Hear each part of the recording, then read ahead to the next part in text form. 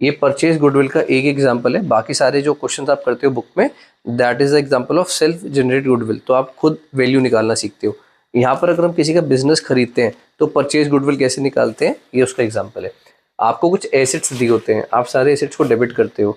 अगर आपने शेयर्स वाला चैप्टर करा है तो सेम टॉपिक है शेयर्स में भी। जब आप शेयर्स इशू करते हो for consideration other than cash, assets को डेबिट कर लेते हैं, लायबिलिटी को क्रेडिट। जितने में डील हो रही है वो वेंडर के आगे लिख देते हैं, राइट। अब टोटल करते हैं, जैसे बिजनेस की वर्थ कितनी है देखा जाए तो अगर अभी मैं डील वाली अमाउंट हटा दूं तो आप उस बिजनेस के सारे एसेट्स को डेबिट कर दो जो आप टेक ओवर कर रहे हो, और लायबिलिटी टू क्रेडिट, ये तो आप करते ही आ रहे हो, आपको अच्छे से पता है कि एसेट्स डेबिट होते हैं और लायबिलिटीज क्रेडिट। तो टोटल आता है इसका 18 में से 3 का कितना बचा, 15। तो बिजनेस की वर्थ कितनी है, 15, यानी कि नेट एसेट्स कितने के, 15 लाख के। अगर डील ज़्यादा में होती है, लेट्स सपोज 20 लाख में डील हो रही है, तो आप 5 लाख एक्स्ट्रा क्यों पे कर रहे हो, गुडविल के लिए।